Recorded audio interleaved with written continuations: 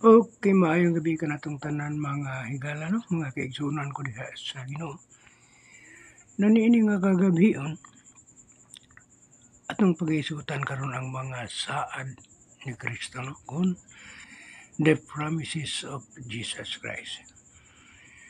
So, doon ay mga saad sa atong Ginoong Hesukristo nga iyang gipasalig nga ang tanan makabaton og katumanan. So muna nga usa sa ako ang kuan karon atong pagapaklion karon kay daghan mo gud kay kog na basahan mahitungod sa social media labi na ni adtong healer itong doon na siya statement nga gibuhian sa social media nga wala na daw naa na daw si Jesus Christ diri sa kalibutan, wala na daw Jesus nga mobalik pa. So muna usa sa ato ang nakabot karon nga mo'y ato ang pagatun-an. So ako kining gitun-an aron sa ingon ni ana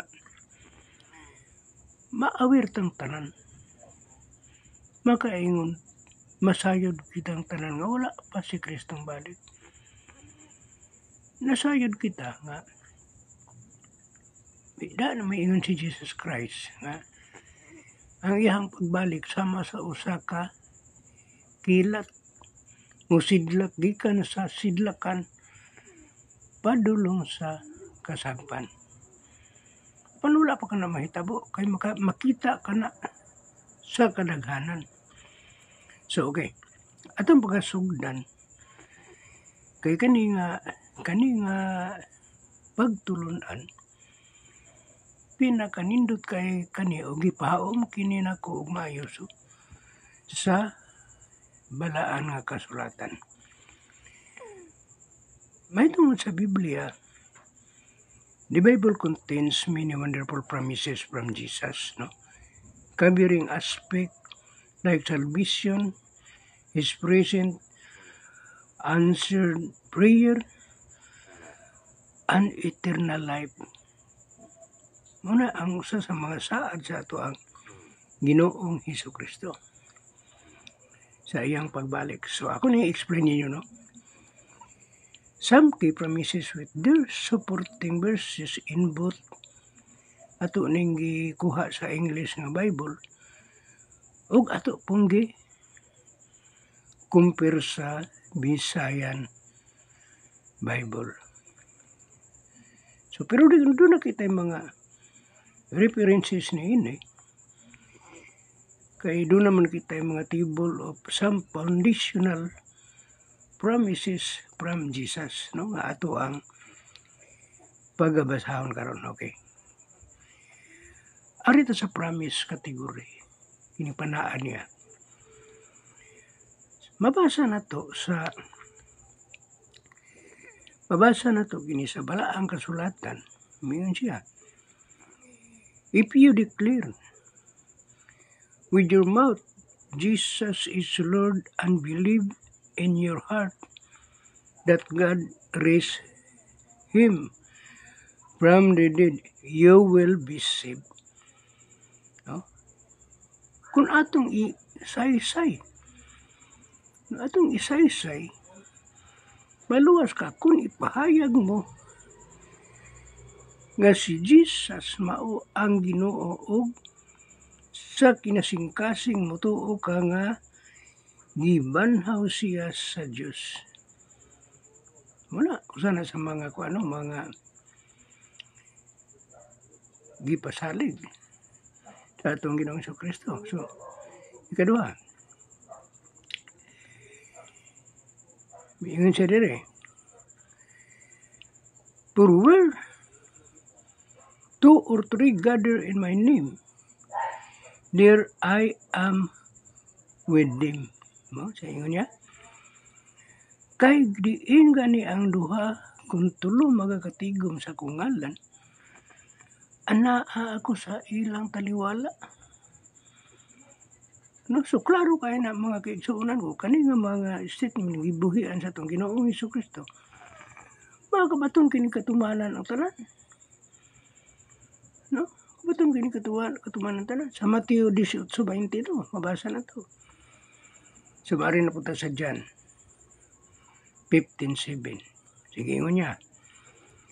If you remain in me and my words remain in you, ask whatever you wish and it will be done for you. So muna iyang mga pasalig ha, kung kamo pabilin ka na ko ang akong mga sulti pabilin ka ninyo, pangayo kamo bisan unsa nga inyong gusto kini pagabuhaton alang kaninyo. So grabe kay siya og mga saad para kanato. Nya, makabaton man gid kini katumanan ang tanan. Baton gid kini katumanan ang tanan. Dili gid kini makawa nga nato kun motuoran kita. Dili na kinahanglan nga motuo pa kita niya ng mga daghang gi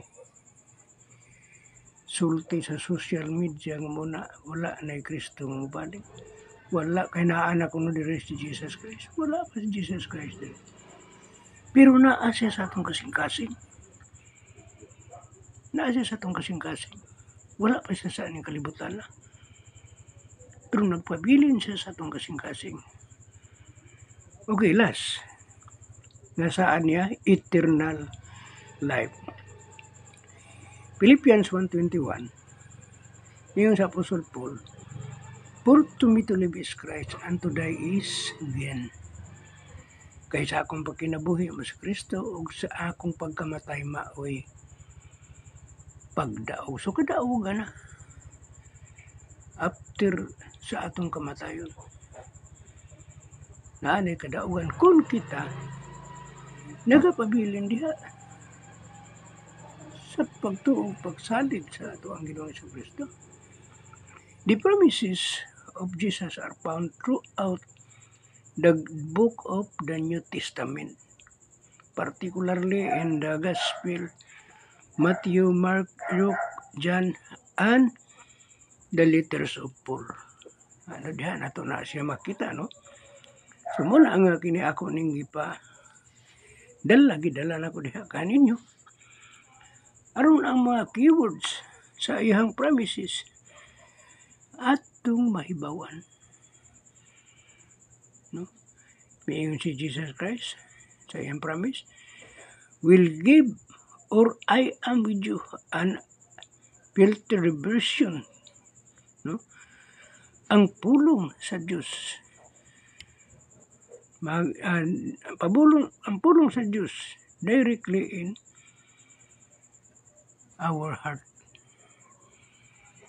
Sige, ingani. The gospel is in our heart. Kana ang maayong balita na sa ato ang kasing-kasing. Written in our heart, nahisulat na sa atong kasing-kasing. Ug kini dili na mapala pa. Dili na mapanas pa. Dili na mawala pa. Nagpabilin kini sa ato ang panumduman hangtod sa iyang pagbalik. So ato nang barugan, ato nang lauman. Kay matod pa sa Tito 2:13. Kay kita nagapaabot sa mahimayaong pagbalik sa atong dakong Diyos ug manluwas nga mao Ginoong Hesus Kristo. So ato nang gilauman. Ngayon nag-abot niya anang takna. Makaabot na pud kita. Madala na usab kita sa iyang pasalig. Ako moadto aron pag-andam og luna alang kaninyo. Ug mobalik ako. No, ingon siya, mobalik ako. Aron sa pagkuha kaninyo, aron og asa gani ako at tuwa usab kamo.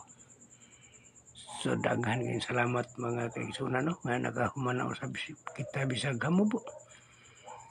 Nga pagtulunan apan matulunanon kaayo. Daghang salamat ug maayong gabi kanatong tanan.